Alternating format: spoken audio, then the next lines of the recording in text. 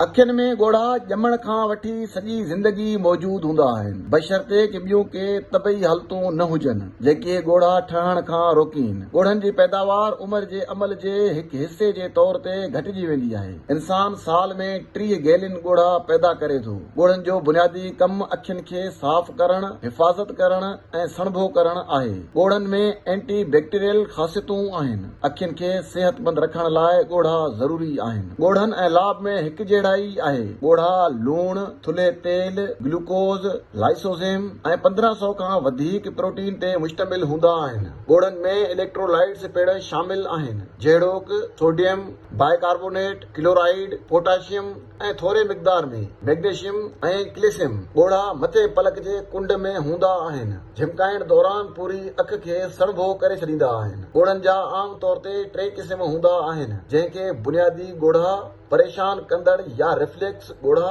ऐं जज़्बाती ॻोढ़ा सॾिजे थो।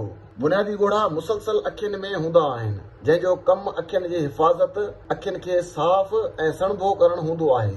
बुनियादी ॻोढ़नि में एंटी बैक्टीरियल ख़ासियतूं हूंदियूं आहिनि, जंहिंसां अखियुनि जी सिहत बहितर रहंदी आहे। परेशान कंदड़ या रिफ्लेक्स ॻोढ़ा अखियुनि में साड़ जे करे पैदा थियनि था। हवा में उॾंदड़ ज़रनि, सड़ंदड़ कीमियाई दवाउनि, मिर्च स्प्रे, आंसूं गैस जो धुओं, तेज़ रोशनी या बसर कटण जे करे पैदा थींदा आहिनि। रिफ्लेक्स ॻोढ़ा तेज़ मसालेदार खाधो खाइण, उल्टी, खंघि, ओबासी या डिघे वक़्त ताईं स्क्रीन ॾिसण जे करे बि पैदा थी सघनि था। रिफ्लेक्स ॻोढ़ा आम तौर ते बुनियादी ॻोढ़नि खां वधीक मिक़दार में जारी थींदा आहिनि। रिफ्लेक्स या परेशान कंदड़ ॻोढ़नि जो मक़सदु बुनियादी तौर ते अखियुनि जी हिफ़ाज़त करणु आहे। जज़्बाती ॻोढ़नि खे रोइणु सॾियो वेंदो आहे। इहे ॻोढ़ा सभिनी जज़्बनि सां लाॻापियल आहिनि। इहे जज़्बाती दबाव, कावड़, उदासी, जिस्मानी दर्द या इंतहाई ख़ुशी ऐं खिलण सबबि पैदा थियनि था। जज़्बाती ॻोढ़ा हमेशा मनफ़ी जज़्बात सां लाॻापियल न हूंदा आहिनि।